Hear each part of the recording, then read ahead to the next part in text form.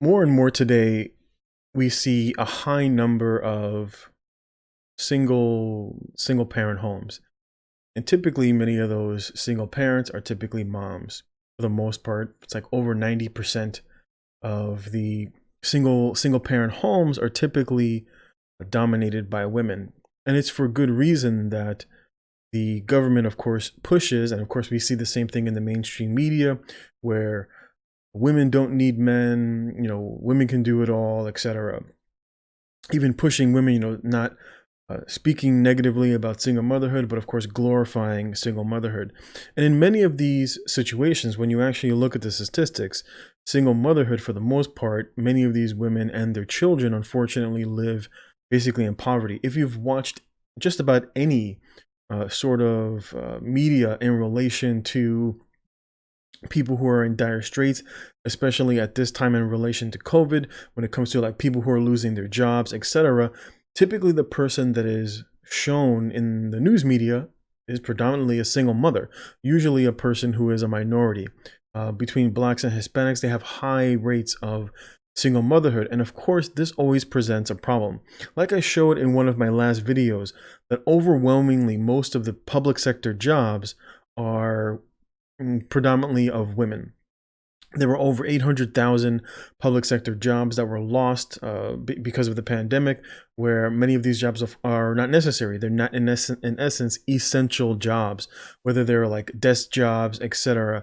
And so many of these women, there's been many news articles talking about how a huge number of women have basically been cut out of the labor market. And that's because most of those jobs are typically non-essential, and they're typically government-related jobs. So the government, in essence, takes taxes basically to give these women a sort of a pseudo welfare program. They put them to do these jobs that aren't necessarily essential, but it helps keep them, in essence, addicted, basically addicted to the state. And so it's not without reason that the state does this. It's a very easy and efficient way to, in essence, exercise a control over women. Women now in America make up the overwhelming number of voters. And so typically women are predominantly in not necessarily the best in terms of financial situations. And it's for a good reason, like I said. So when you see tactics like this, typically the ones that they're targeting are typically single moms in these instances, where it says Vermont governor says students will be asked if they attended large gatherings. And of course, this is in relation to Thanksgiving that we are just going through right now. It says Vermont Governor Phil Scott said Tuesday that teachers and school staff will be instructed to instate an honor system to determine which students will need to quarantine after the Thanksgiving holiday. Educators will be asked to question students and parents about whether they are part of a multi-family gathering over the fall break.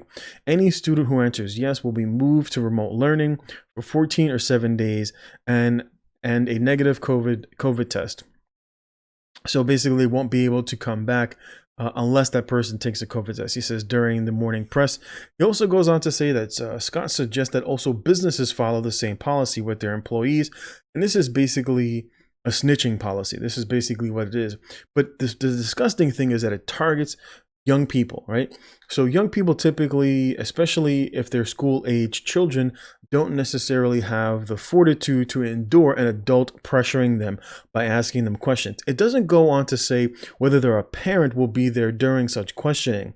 And I find this to be completely inappropriate and intimidating towards young people. But this is how the overreaching hand of the state comes into your home. And typically, like any predator, right? And like any predator, they typically go for the young and the inexperienced. And this is why many homes are basically pushed into this sort of single parent narrative, right? When you look at the story of the Bible says that that the serpent basically went and found Eve. It didn't go to Adam. Adam was the older and more experienced individual within the family unit, but instead he went to Eve, who was the less experienced of the two. And this is typically what happens. It's one of the reasons why it's important to have a family unit where there is a father in the home, because men are typically not intimidated by these things, and they typically will stand in the forefront They would typically stand in the forefront and basically shut this sort of thing down. And this is one of the reasons why it's very important, if you're going to decide to start a family, if you're going to have children, to do so obviously with a father in the home, as there's numerous values to having a man in the home, not just for protection, but also for these sort of tactics where they try to intimidate individuals within the family, literally to snitch. I mean, a father would teach his child, don't be afraid, right?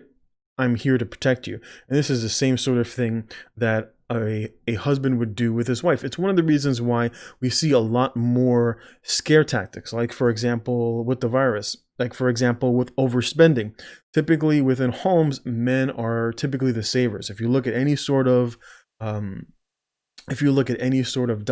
data, typically men are the ones who do better financially by comparison to women. It's one of the reasons why you see a much higher divorce rate now. It's one of the reasons why typically the courts favor women, because it's easier to gain access to basically the wealth of the family, and then basically the state extracts that, gives it to the female, and women typically don't do well financially. You can look at any sort of data, every piece of data points to the fact that women typically don't do as well as men when it comes to finances, which is why when you have a home where there's a man in the home, there's stability within that home, both financially, spiritually, morally. And this is why we see basically the attack on the family. And this is why you see individuals like this governor here, Phil Scott, basically trying to primarily attack what is single family homes. I find it actually utterly disgusting, and I hope that no one, of course, would participate in any sort of thing when it comes to basically snitching, even to the point of trying to intimidate business owners, right? Where, if these business owners choose not to comply with what the state is saying, do you imagine that the state is not going to threaten businesses like they currently are doing in many other states and currently in many other countries, where we've seen in Canada, where business owners have basically been shut down? You will see large numbers of police officers at the order of the state. But of course, like we've seen in America, if you want to protest, if you want to riot, if you want to basically loot and steal, the police are few and far between to be seen on the streets protecting individuals. I mean, you can look in most of the inner cities, like here in New York, Chicago, etc. You look at most of the cities, and police officers will stand down when it comes to protecting you, when it comes to protecting your home, when it comes to protecting your business. But when it comes to things like this, the police will actually go out in force. And this is typically why I say why Americans need to move further into relying upon the things like the Second Amendment, for this very reason. When the government tries to overreach into your home, you have no way of protecting yourself, because of course the state basically has all the guns. And that's why in many other countries, like for example in Europe, where they have basically disarmed the public, and the public has no way of protecting themselves and defending themselves against the strong arm of the state.